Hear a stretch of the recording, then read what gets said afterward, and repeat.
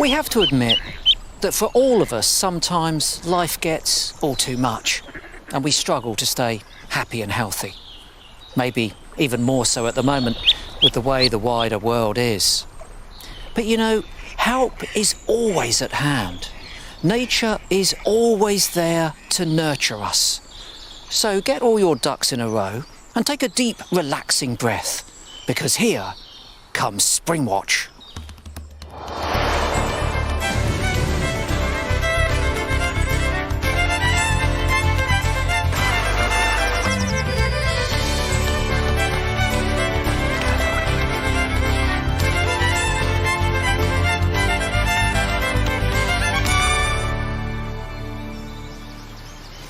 Hello and welcome to SpringWatch 2022.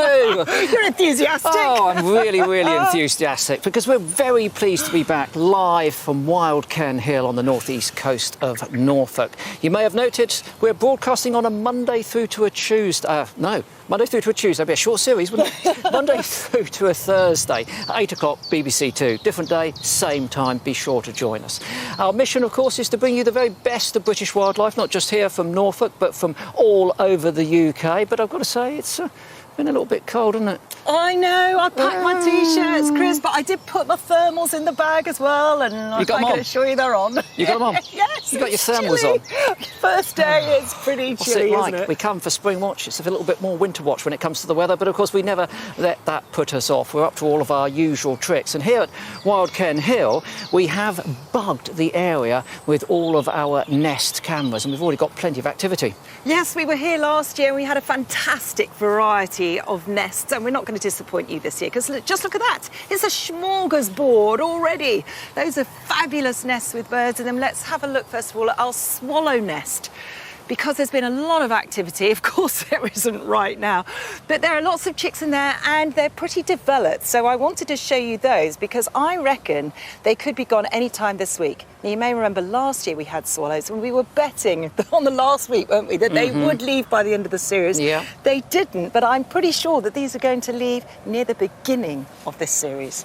What do you reckon? Well, that's a pretty ambiguous, I mean, you know, beginning of the series. Well, like, you know, by the end of the week. I'll put my money on that. They'll leave by Thursday. OK, well, you're really sticking your neck out, aren't you? Well, you really are. I'll tell you what, let's go back to that choice of nest that we've got here. Pick another one. What about our buzzard? Look at the buzzard there. Left centre. We can take a look at that. One of the adults is in attendance at the nest. Beautiful view there. Look, you can see there's 3 youngsters there. That adult delicately looking after them in the soft evening light. Oh, that's superb, isn't it? What a view. That's and we're going to have a stunning. bit of a raptor fest. I'll tell you, we've got plenty more raptors coming up. And before we move on, I forgot, at the top of the show, we've got something super special tonight. What's that then? Well, we've got Osmia bicolor. the Osmias. Don't look it up. OK, don't cheat by looking it up. But we've got this little thing called Osmia. It's an invertebrate. It's buzzing around out there in the British countryside, and it's got the most extraordinary life history and life cycle. And you'll be seeing it tonight, so stay tuned for that. Yes, do stay tuned for that. Now, we've been showing you our nests, and they're at the very heart of the SpringWatch series. But we've also got a theme running through this series, which is the restorative power of nature. And here at Wild Cairn Hill, where they're restoring it to nature, is the perfect place to be for the next 3 weeks.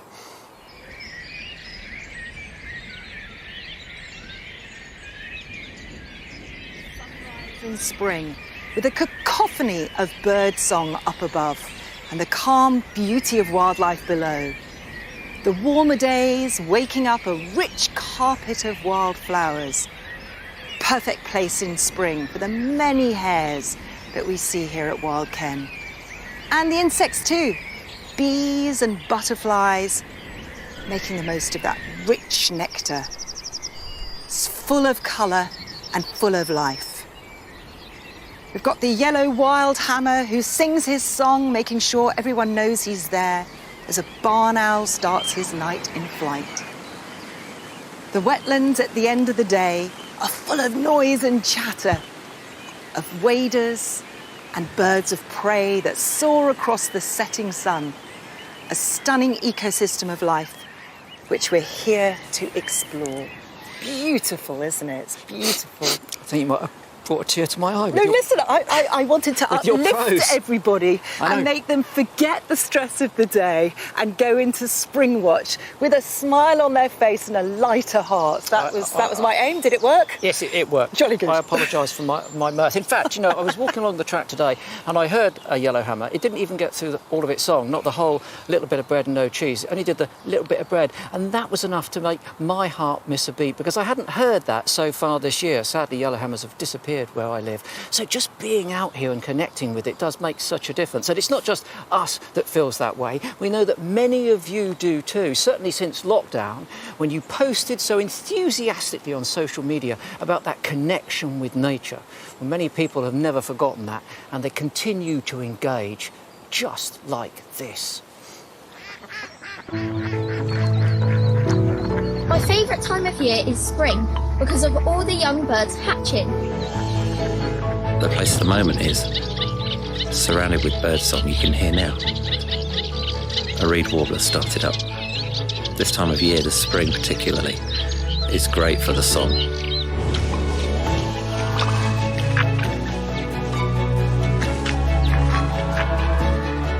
There's nowhere more I'd like to be than sat beside the reed beds in the morning with my camera, just watching the wildlife. One of the things that excites me is seeing the different interactions between completely different species, like several species squabbling with each other, competing over who gets the best seeds at a bird feeder.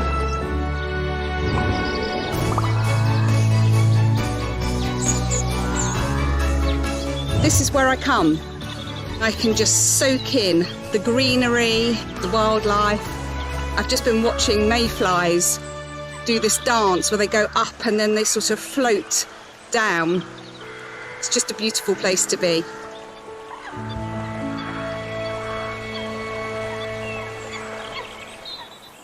It's great to see you all out and about in your local patches. Please do keep sending in your experiences of spring and your photos and your comments using the hashtag SpringWatch. OK, let's show you the map. Make sure you all know where we are, make sure we know where we are.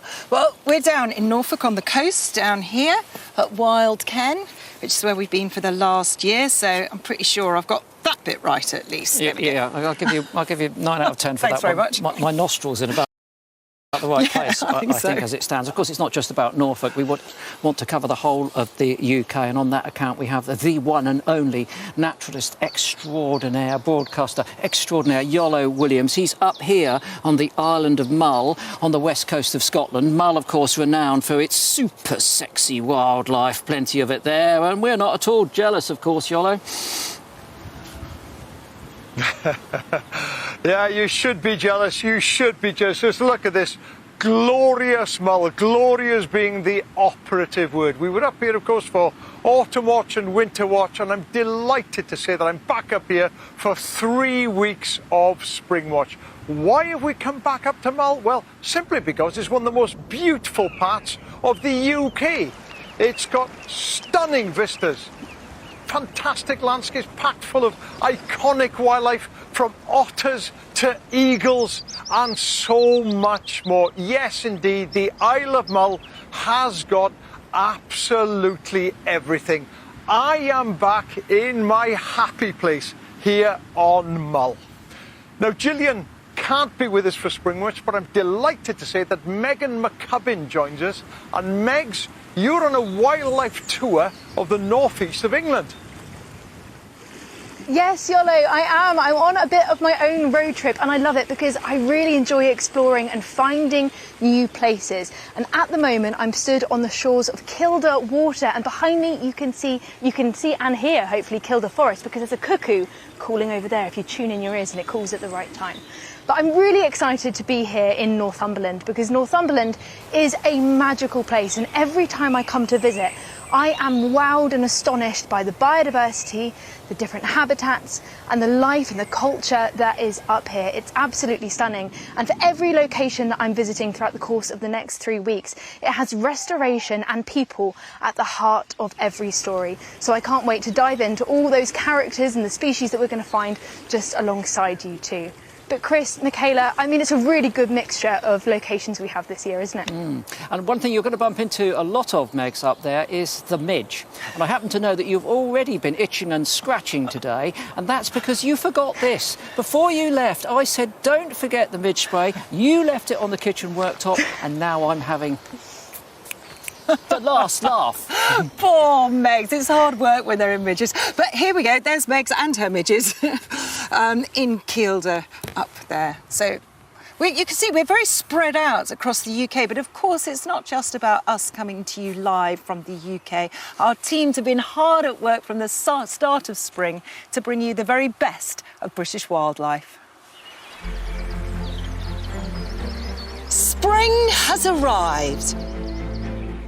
A kaleidoscope of colour transforms the land as the season brings with it new life.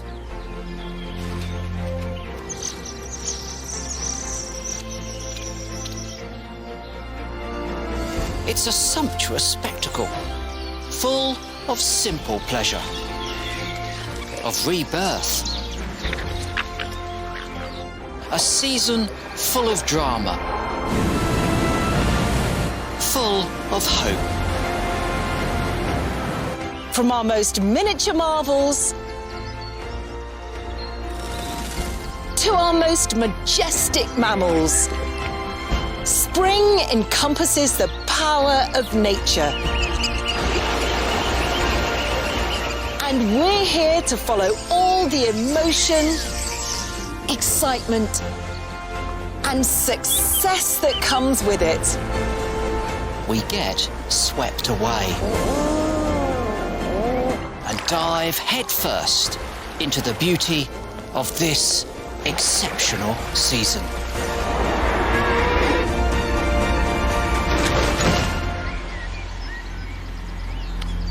Spring, my favourite season, and we moved up now to the north of the island to the wonderful Treshnish farm, and here they manage the land in a way that benefits wildlife, and spring has certainly arrived here. Just look at this. This whole meadow is full of bluebells, and this is a plant that we usually associate with ancient woodland, but here it's covering the whole field. It's not just bluebells either. Look around you find pignuts, birds for trefoil, so much more. If we were to come back in 3 weeks' time, the bluebells will have gone over, but it'll still be a sea of colour, only full of different characters. It's an incredible place, and this is not the only sign of spring up here on Mull. No, not by any means.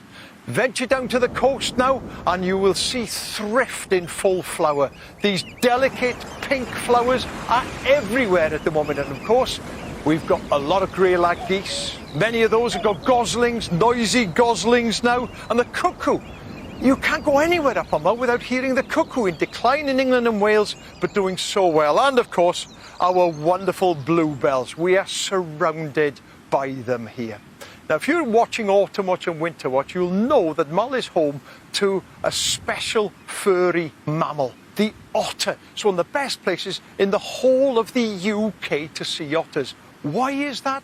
Well, for a start, you've got 300 miles of coastline, over 400 kilometres, and the shallow waters here, they're full of small fish and crabs, the otter's food.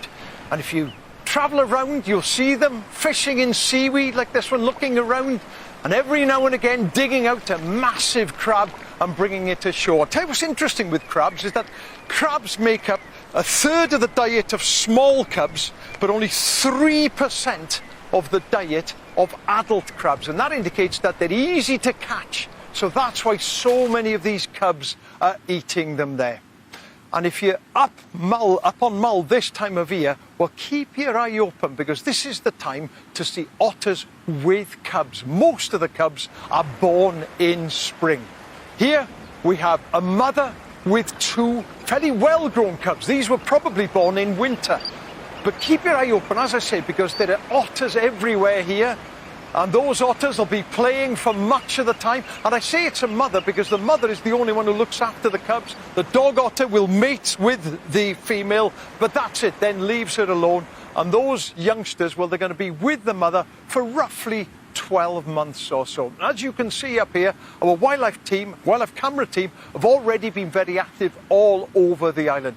But we've also this year teamed up with some local naturalists who have been putting out camera traps. And one of these is a 13-year-old boy called Murdo. We're hoping to catch up with Murdo later on in the series. And Murdo has been getting shots of otters day and night, a cub sprinting here, then the mother comes in and sprints in almost exactly the same place. And Murdo's been watching these otters for quite a few months now. We've also teamed up with guide and naturalist Ewan Miles, and Ewan has put a camera trap up on a cairn up on the hills. Now, a cairn is a pile of stones put there by man, and it attracts a whole range of wildlife. Now, you see here, we've got a stoat, not something we were expecting up there, but the stoat has obviously come in to look for prey, and the pine marten, a recent arrival here on Mull. And what's brilliant to have that, Ken, is that you can compare the size of the two. Now, a fully adult male stoat will weigh about 450 grams, but the pine marten around 2 kilograms. So the pine marten is significantly larger than that stoat. But it's not just mammals. We've also had a variety of birds using that cairn as well. Birds of prey, like the kestrel, will use it. They'll perch up looking for prey all around them. We've also had the magnificent golden eagle on that cairn too, just standing up surveying the land. Ravens, the ubiquitous ravens, they're everywhere here. And also meadow pipits. So little meadow pipits, I'm sure meadow pipits will be nesting in the tall vegetation nearby. And we'll be keeping our eye on that camera up on the cairn. And any more wildlife, well, we'll let you know straight away. It's time to leave sunny Mull for now and whiz down to Norfolk and catch up with Michaela once again. Well, Iolo may have his cairn on a hill, but I've got Ken on a hill. Not literally, of course, but there is a hill here called Ken Hill, which is why the whole place is called Wild Ken Hill. It is about the only hill here. The rest of the area is pretty flat. There's 4,000 acres of farmland. Now, we're on the coast. You've got the beach here. Snession Beach is just below, just to the south of us. And then you've got all these different areas in the farm. You've got the wetland area, the rewilding area, the regenerative farmland, the woodland. They've recorded about 2,500 species here. It's a brilliant place for wildlife, and this is why. 25% of the site is being rewilded, where they're letting nature take over with ponies, cattle, these Tamworth pigs and beavers, which are all managing the landscape. And around the fields, there's lots of field margins and hedgerows to boost declining farmland species like linnets, as well as UK's fastest declining bird, the turtle dove. And seeing it here just goes to show that this regenerative farming that's working alongside wildlife really is working. It's boosting the diversity and repairing the soil. You've got protected woodland there that borders the freshwater marshes. You've managed to boost target species like black-tailed godwits. There's a huge variety of wetland species here. Spoonbill, fabulous bird to see. Egrets, lapwings. It may be a working farm, but it's proof that farming definitely can work hand in hand with wildlife. There is so much wildlife here, and as you've seen, a fabulous variety of birds. And our specialist team have been out over the weekend and at the end of last week locating them. So we've got some nests to show you, and you can see we've got quite a lot already marked on this map. And Chris has gone into our wildlife hub to see if he can see what's happening live on our cameras in that hub. Chris. Yes, Michaela, I am here in the Wildlife Hub. The Wildlife Hub being this bank of screens which displays the images that are coming from all of those remote cameras that we've got set out at Wild Ken Hill. I'm here with Joe Charlesworth and Ian Simpson, our camera operators. Well, not only that, they've actually set the cameras up out in the field as well. And they are monitoring these, as they do with our story developing team, 24 hours a day for a full 3 weeks. And that's why none of the interesting behaviour escapes our attention. And we're able to delve so intimately into the private lives of all of these birds. So why don't we do that now? Joe, what do we got as a nice little nest to start with? What about... Skylark. Skylark, number 16, Skylark. Let's have a look at that. We know that we've got 3 young in this nest. In fact, the adults came in and were feeding whilst Michaela was speaking a little earlier. You can see the down coat there. They've still got those sort of flabby gape flanges which identify them as youngsters that are developing. There are 3. One is quite considerably smaller than the others. We're a little bit worried about that one, particularly if the weather's inclement and the adults aren't bringing in enough food.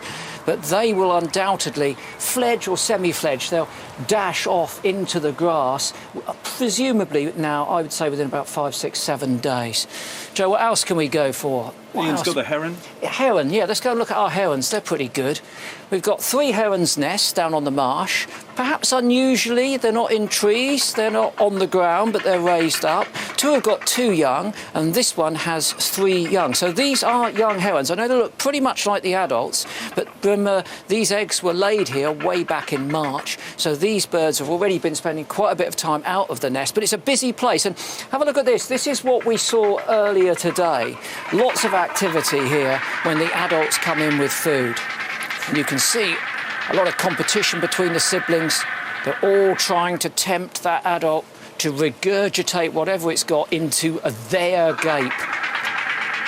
The table manners are atrocious, but it's clear to see that all 3 of these all 3 of those youngsters are doing very well, so the adults are bringing in plenty of food. In fact, keep your eyes peeled on that if you're watching our cameras, as you can do from 12 midday all the way through to 9:30 at night, because the range of prey is quite extraordinary. Oh, I tell you what, look, barn owl, number 12. Joe, hit that button. One of the adults has appeared outside of the box.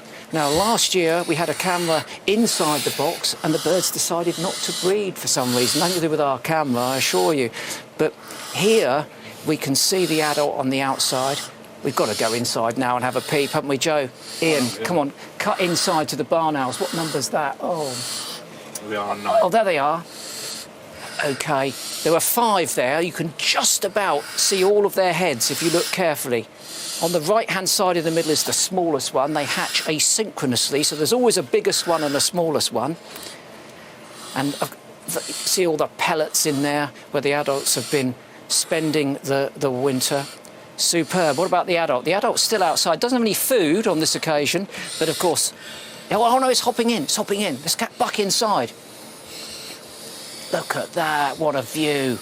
Sensational. And it might have stored food in there because they do cache food in the nest box. So it may be looking around for a small mammal that it left there earlier, and it might be then going to feed the youngsters. OK, I think we might have time for one last nest before we go. Oyster catcher. I know there's an oyster catcher somewhere. Number 28. Ian, Joe, hit the button. So sleeping on the nest is this oyster catcher here. What a cracking view.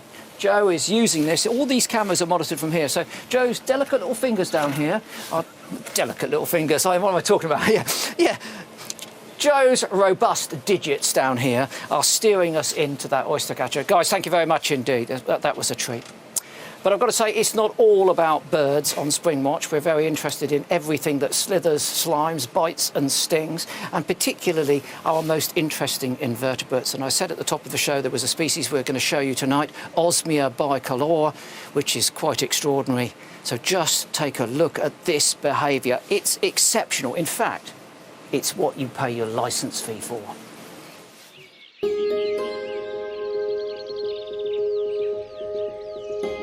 Rising above the wooded valleys of the Cotswolds, a steep slope of limestone grassland warms up in the early spring sunshine.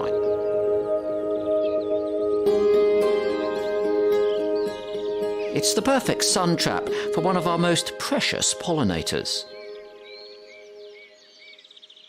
A tiny solitary bee called the Osmia bicolor. They might just be over a centimetre long, but what the females lack in size, they more than make up for in style. A jet black head and thorax set off beautifully by a bright ginger abdomen. But a two-tone appearance isn't the only thing that's distinctive about this bee. Today, house hunting's on the agenda. And have some very strict requirements. They're not a fan of new builds. No, Osmia prefers a pre-loved pad. One with a spiral staircase. An empty snail shell will make the perfect safe haven for a young. In fact, Osmia bees only ever build their nests inside empty snail shells. And they've perfected a very precise method. After tugging and shoving it into her desired position, she heads off to forage for pollen and nectar.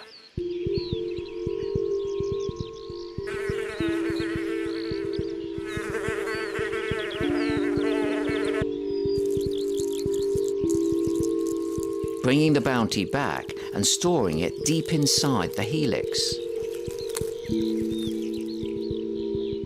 Now, the only way to see what they're creating inside would be to break open a shell, which would, of course, destroy the nest. But with a little computer-generated help, we can get a pretty good idea. With the pollen store built up, the female lays an egg alongside and seals it in its own little chamber using mastic or chewed up plant material. Depending on the size of the shell, she might repeat this process up to 5 times.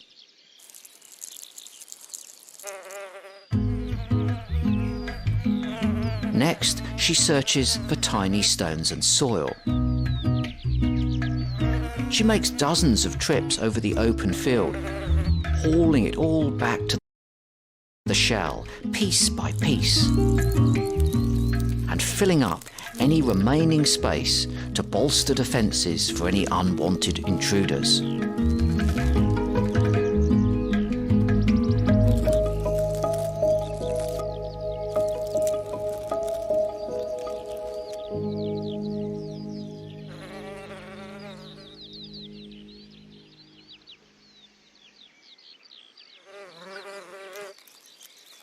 Next comes another layer of chewed up vegetation, which seals the entrance to the shell completely.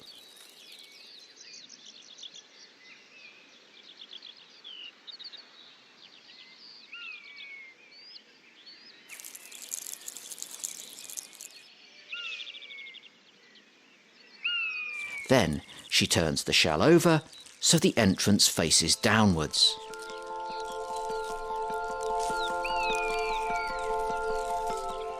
And there's one more step, perhaps the most elaborate of all.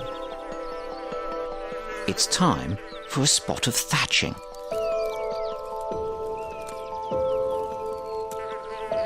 Females scour the hillside for pieces of dried grass. They carry them like tiny witches riding broomsticks back to their shell.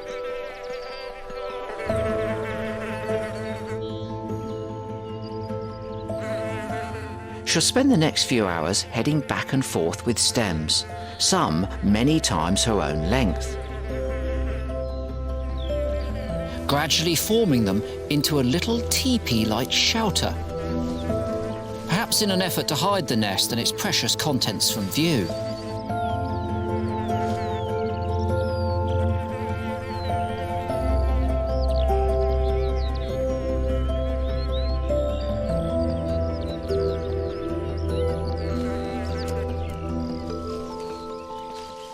Finally, having lavished her young with the utmost motherly care, she heads off to do it all over again. Multiple times over the course of the season. Never has busy as a bee rung so true. How gorgeous is that? The Osmia bee making use out of something that was discarded, thrown away, thought to be no good to anyone. Yet really, it gives a new lease of life to something else. It's beautifully simplistic, And what a stunning design, and a lot we can learn from nature in terms of reusing and recycling things that we think we no longer want, because they can be rather useful to somebody else. Now, of course, as you heard earlier, I'm on a bit of a road trip, and I'm starting here in Kielder Forest, which is a fantastic place. But later on, next week, I will be moving from Kielder, the home of osprey, the home of red squirrel, over to Hauxley Nature Reserve. I might be looking at the coastal wildlife there before making my way down to Newcastle, the heart of a city, which I'm really excited to show you, because of course wildlife lives all around us. It's on our doorsteps if only we take the time to notice. But Kielder here has a really interesting history and a really exciting future if all the current biodiversity plans continue the way that they are.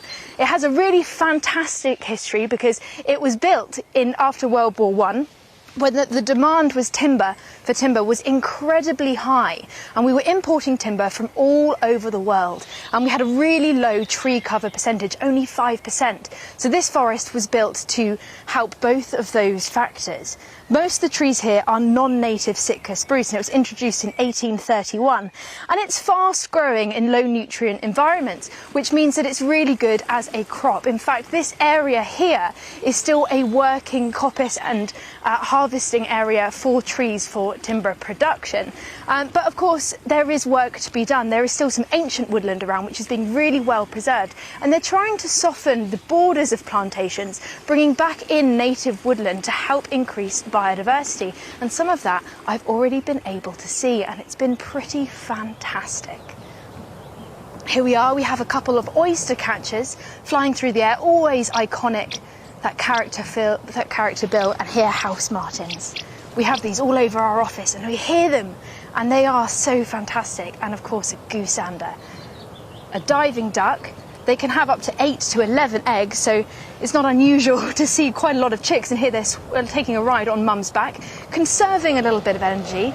And the male here, clear sexual dimorphism, he's got more of a white plumage and very distinctive red bill as well. But it's not only the birds that I've been taking notice of, there's also some fantastic mammals making their home here too. This here is a pine marten. We think they managed to naturally disperse here, but look at that. Wiggle wiggle, if ever I've seen one, to scent mark the area.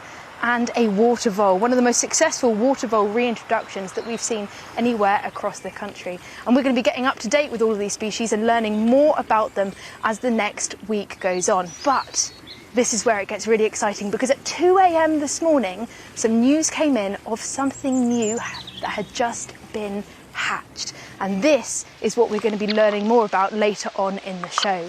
This, of course, is an osprey. This is our reservoir nest. And this adult coming in to see a newly hatched chick. A massive, impressive predator, yet being so delicate with that new chick. Can't wait to tell you more about it. But Iolo, over on the Isle of Mull, you're in your natural habitat, and I hear you're talking about some of your favourite species. I am indeed, Megs, and yes, this is my natural habitat. Do you know what? I could live out here. It's working out.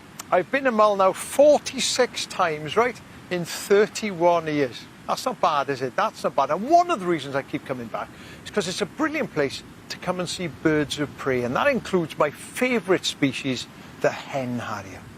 And Mull is ideal for harriers because the habitat is so good here. A lot of rough grassland, heather moorland, rushy areas full of small mammals, especially voles, small birds like meadow pipits, common lizards, all of them prey to hen harriers. And critically, there is no persecution here. So the island is an oasis for this bird, and they estimate that Mull and its surrounding islands has a population of somewhere in the region of 40 breeding pairs of hen harriers.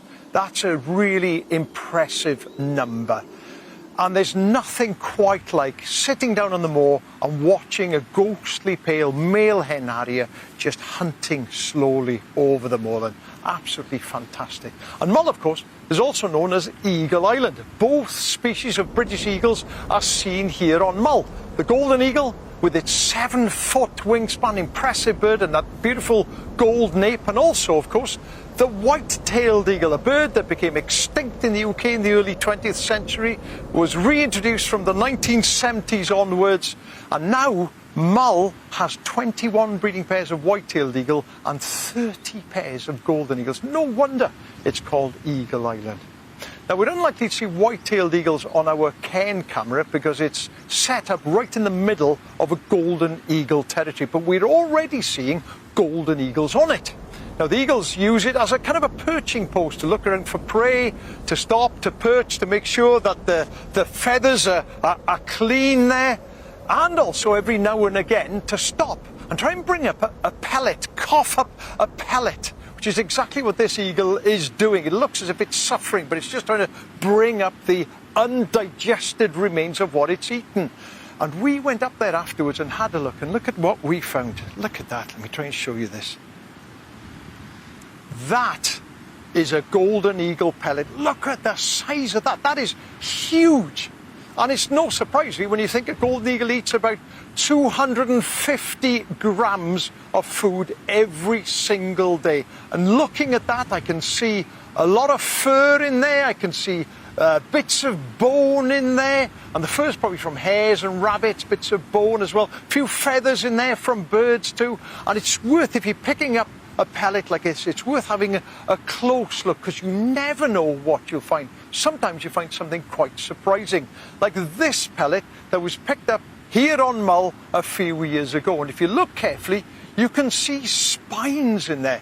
And those spines are actually hedgehog spines. Hedgehog's a common mammal here. And I was thinking, I wonder, did the eagle catch it or did it pick it up dead? Well, I'm pretty sure he picked it up dead. After all, hedgehogs are nocturnal. But the big question is, how on earth did that eagle swallow the spines and then bring them back up again in a pellet? Not recommended, I tell you.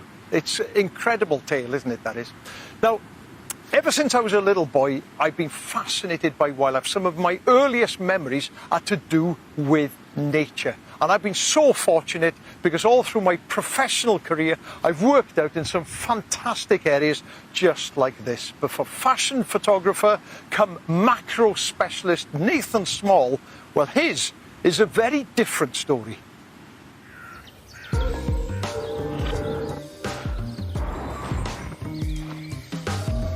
Greenbank Cemetery in Bristol. Not the obvious place for a day out. But for macro specialist Nathan Small, it's perfect.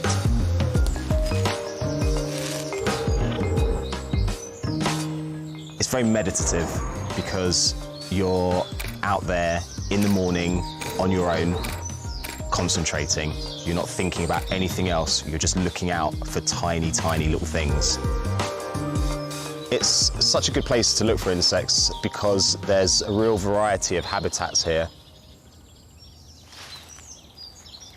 What I'm doing is just walking very, very slowly and very calmly, like I've lost my keys or something.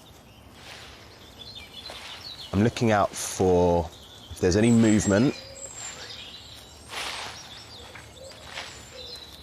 Aha. So yeah, there's something perched on this gravestone here.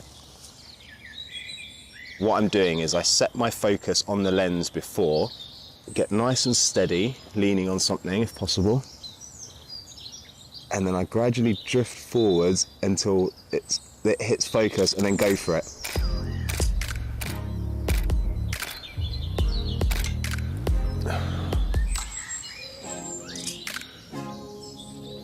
The great thing about macro photography is that you don't really have to travel far at all to find really interesting things.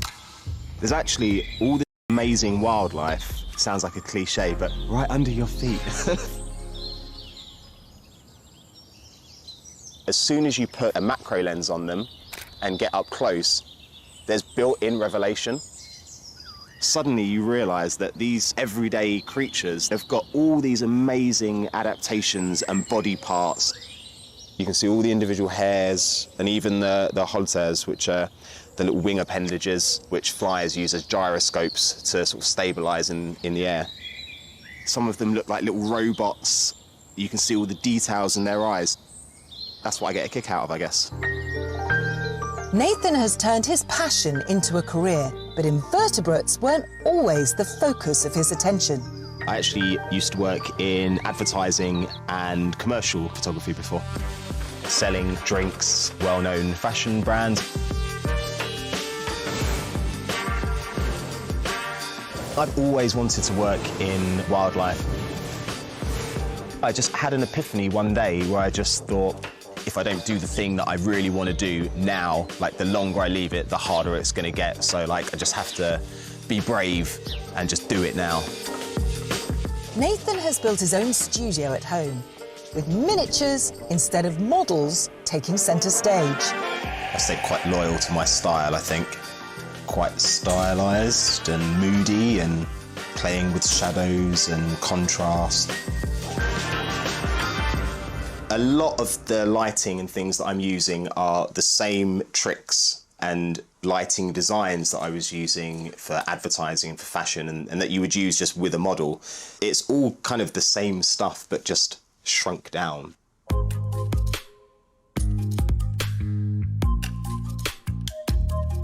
No one breathe.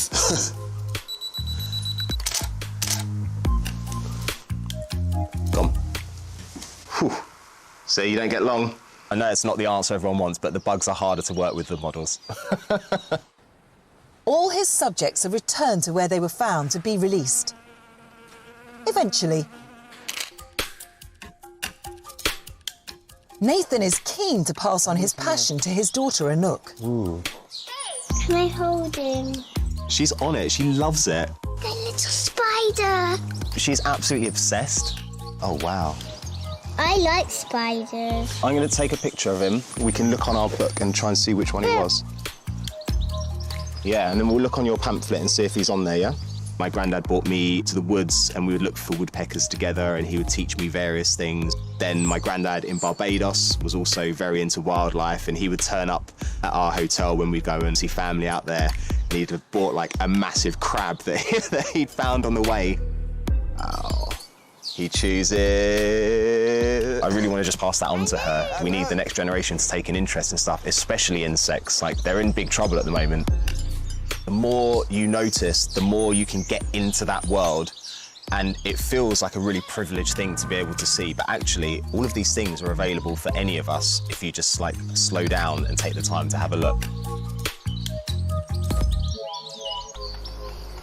Now, when I first saw Nathan waving that camera around handheld with his flash on, I thought, OK.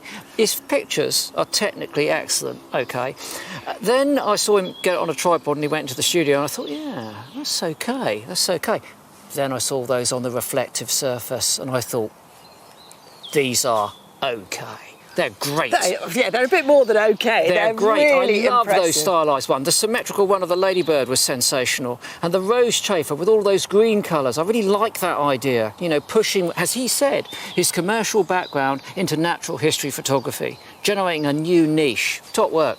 And Really what I loved really it. like about it, as Nathan said, is not only are they beautiful pictures, but they make you look closely at the detail of the insects, which are beautiful. Stunning. Absolutely stunning. So, top work, really like that.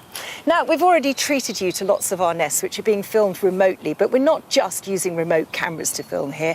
Every day, our camera operator is out and he's caught some real gems. So he went into the woodland, saw a hole in a tree. Usually, if you see a hole at this time of year in the spring, you can pretty well assume there's a nest in there, and you can see there's a chick on a branch, which proves the point. This is a tawny owl chick.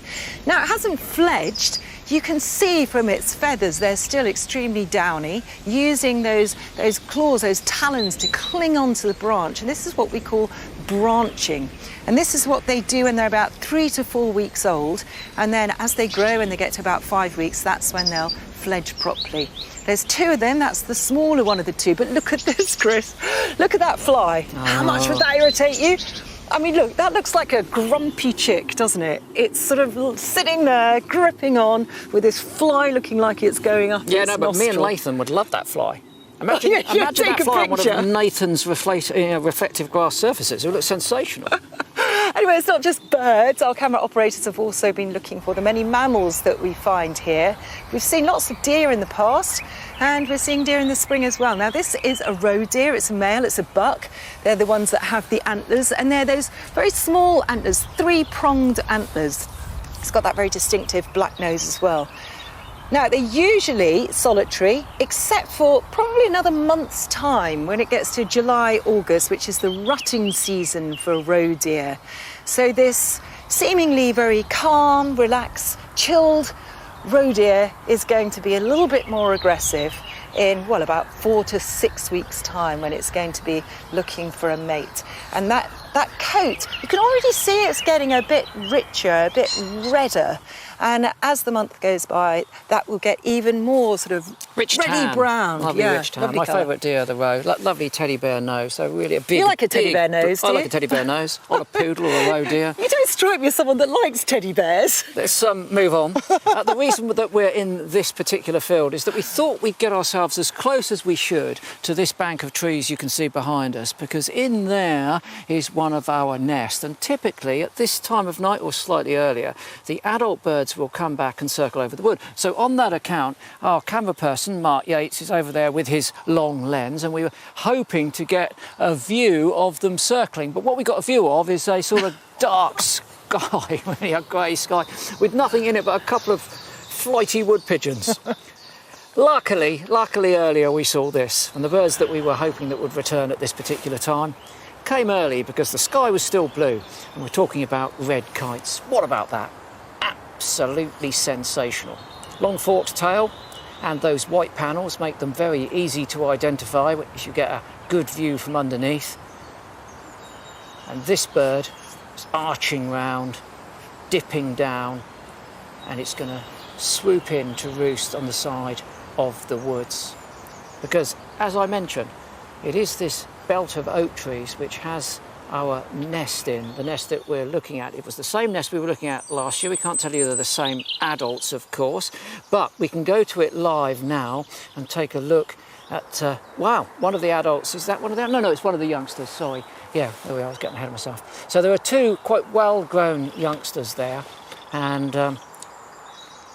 the adults have been quite busy bringing things in. I'm not surprised to see them sleeping, that one in the foreground sleeping at this time of the evening, because they've had so much food today. And it has been really busy. When we were watching them earlier, both adults were in attendance at the nest. This one bringing in a small mammal there. Look at that lovely silvery head, chrome yellow eye, rich tan tail. They are really spectacular birds. One egg was left in the nest, so there were a clutch of 3. 2 have hatched. That won't hatch now, of course. But here you can see presumably the female doing her duty, delicately tearing up the food. And another duty she has to perform is protecting them from the rain. We've had a few showers here today. Doesn't look altogether too happy about it, but she's doing her very best to spread her wings as widely as possible and cover those 2 quite large youngsters. And of course we'll be keeping an eye on that nest throughout the course of the series. We really are getting fabulous views, aren't we?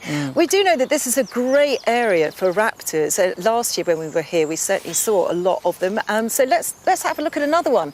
Let's have a look at our buzzard on our live cameras. Here we go. There's the buzzard with the 3, well, you can see, I mean, they're not as developed as the red kite chicks. That one, but again, very sleepy. These have clearly been fed a lot as well. Adult in attendance there. And oh, that's just such a sweet little shot, isn't it? Blissful, and nodding off, going to dream through the night. Well, we've got a Raptor Fest going here, but Meg's is in Kielder, and well, she's with a bird of prey that is one of my favourite. But before you go into that, Chris and I were talking about your midges, and because we've got this midge spray here, we could send it up to you, but we want a reward. What, 50 quid? About 50, yeah. 50 quid, what do you reckon? You forgot it, you pay for it. £50. 50 quid? I'll get my own, thanks very much. I appreciate the offer, but, you know, I'll just go to the shop. Thank you very much for that. But yes, I'm having a bit of a bird of prey fest here myself. And again, like Michaela, this is one of my favourites. It is the glorious, the iconic, the elegant osprey. And I'm really pleased to reveal that not only do we have one live camera, but we have 2 live cameras on nest. So let's take a look at those now. We have our forest nest and our reservoir nest. Now, ospreys were missing from Northumberland for 200 years, and often they'd be seen passing by, back from migration during the winter, after they spent the winter in West Africa, and they'd seen fly by on their way to Scotland. But as the territories there have been taken up a little bit more, there's been natural dispersion going on, and we've seen for the first time in 2009 ospreys bred here successfully. And since that point, there have been 92 fledges, which is an incredible success, and that keeps on going. And this year, we've got 7 active nests. Now, we've seen quite a lot of activity from our ospreys so far, including this really interesting bit of behaviour, because where there's large birds with big nests, there's also a lot of attention. Crow comes in on the left, and pay close attention as to what it's after.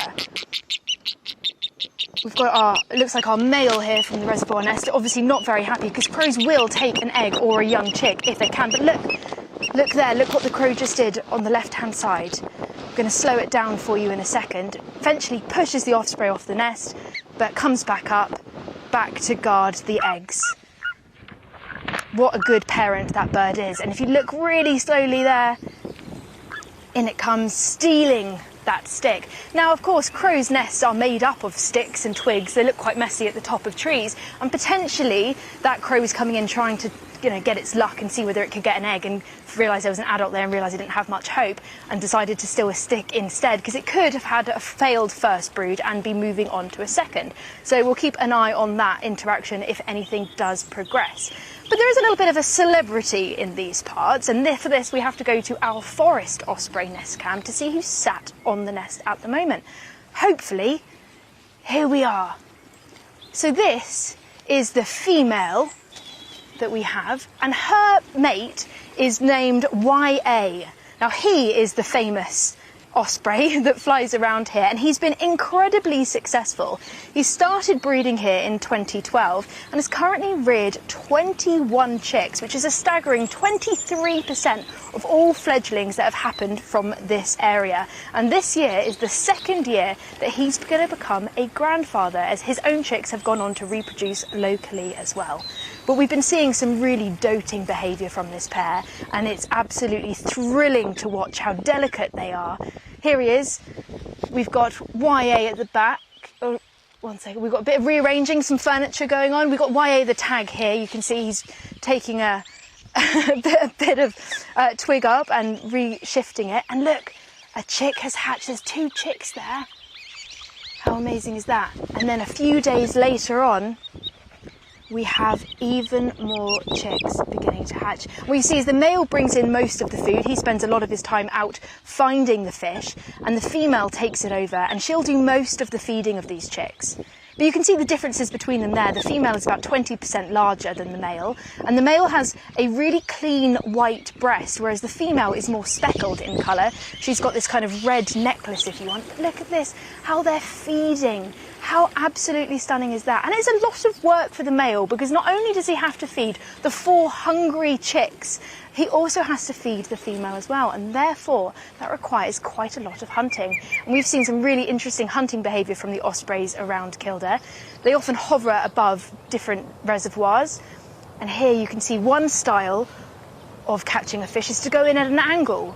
But the most common that we see is this, going in right from above, using those amazing eyes, densely packed with photoreceptors, to pinpoint the fish, talons forward, wings back, plunge in. Was it successful? Yes, it was. How incredible is that? They can spot from about 90 metres and can plunge in from about 30. But of course, where there's success, there's always going to be competition as well. As a second bird comes in, it makes the other bird drop the fish. Look at that.